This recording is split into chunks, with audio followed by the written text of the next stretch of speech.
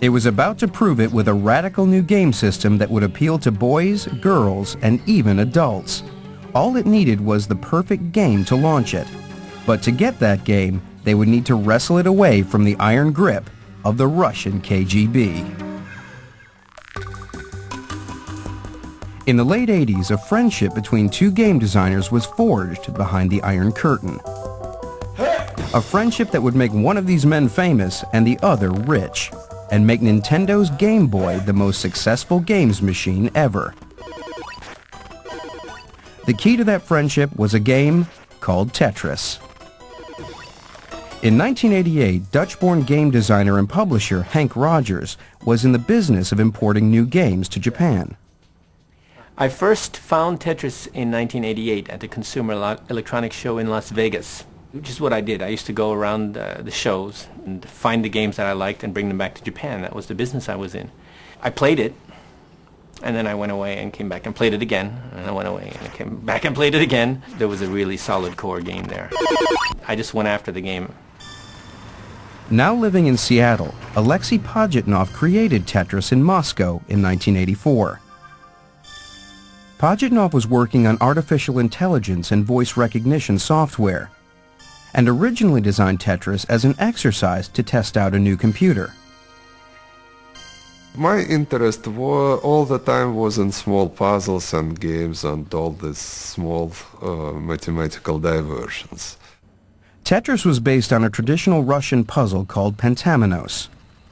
There are 12 different shapes like that, and these are all the possible pieces made out of 5 squares. Pajitnov's version of Pentamenos had pieces made from 4 squares instead of 5. He called it Tetris from the Greek word tetra, meaning 4. When I wrote the procedure which rotates at 90 degrees, I liked you push the keys and it chucks, push the key, chucks, and the idea of the game of real time come to me. Pajitnov's genius was to make Tetris a race against the clock. Completed lines were cleared from the screen, making it possible to carry on playing almost indefinitely. But as the pieces descended more and more quickly, the challenge got progressively harder. As the game gets faster, your mind is no longer able to think that fast. Maybe it's your subconscious that's playing Tetris at this point, but it's playing faster than you can actually play. And I think athletes have this. We call it a zone. Tetris spread through the Soviet bloc to Hungary, where it was discovered by Robert Stein. Stein went to Moscow where he met Alexey Pajitnov and negotiated a license to publish the game. For some unknown reason, he gave me his original Tetris. It was licensed to be published on everything. That's what I thought. In the West, Tetris became the biggest international sensation since Space Invaders.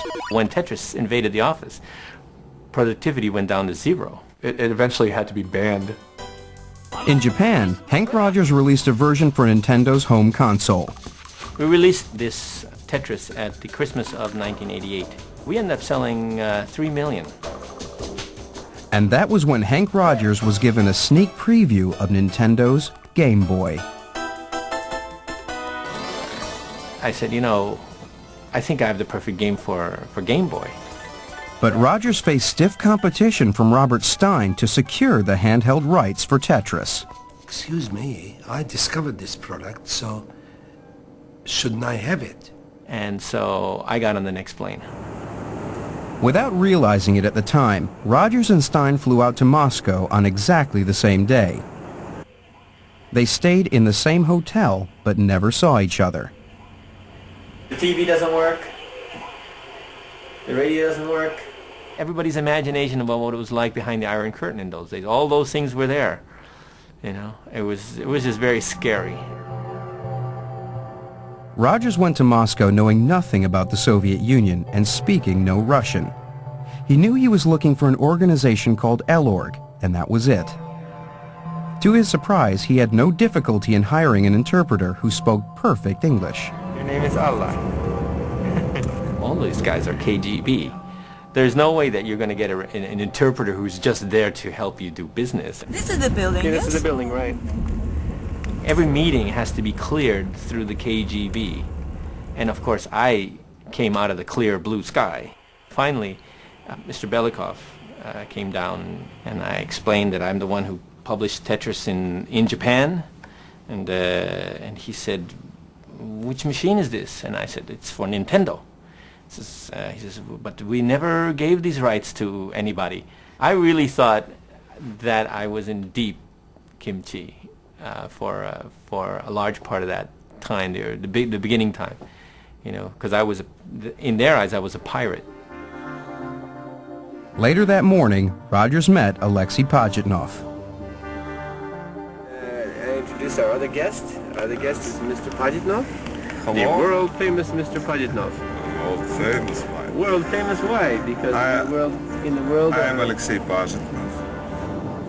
We became friends very quickly because, you know, when you're talking about game design, you know, you have something, you have a common ground to talk about. And his English wasn't that good, but it was good enough. Hank was the very first person who really loves and understood the game.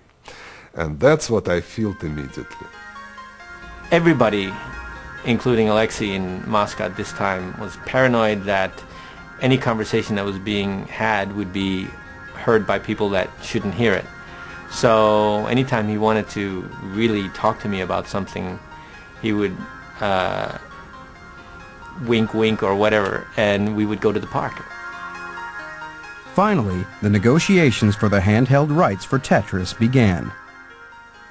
Gosh, it was 8 to 10 people there, some of whom were definitely KGB, and it was total third degree. I was in that room and they were questioning me about everything. What Rogers didn't know was that the Russians were also negotiating with Robert Stein in another room in the same building. My objective was to try to get as much of the licenses, what is left to be had. Unknown to either of them, the chairman of UK game publishers Mirrorsoft was also in Moscow. Kevin Maxwell, son of newspaper magnate Robert Maxwell. Kevin was pulling strings. He's saying, if you don't do this deal with me, my dad's going to talk to Gorbachev and you guys are going to be in deep trouble. And that was his negotiating method. But Rogers had Pajitnov on his side, and he had Nintendo support to offer a generous deal. 4 days of negotiation, and finally they said yes. Pajitnov and Rogers celebrated in the only Japanese restaurant in Moscow. The deal made Rogers a multi-millionaire. I hated him, and yet he just done what any businessman would have done, you know. Today, I have lost God knows how many millions of dollars, and I wasn't very happy about it. The biggest winner was Nintendo. With Tetris as its packed-in game, 32 million Game Boys were sold around the world, nearly half of them to adults. Pajitnov became world famous and immigrated to the United States. As a Soviet citizen, he earned nothing from the game until 1996, when the original deals expired, 12 years after he first invented it. He and Hank Rogers are now in business together, selling Tetris to a new generation of gamers on a new generation of hardware. With Tetris, the game industry finally came of age, and it made Nintendo, for a while at least, the most powerful entertainment company on the planet. From humble beginnings, computer game culture evolved at an incredible rate, thanks to the vision and creativity of its great pioneers. These are the men that understood how much the human race likes and needs to play. They opened the gates to a wondrous new world, and once inside, there's no turning back.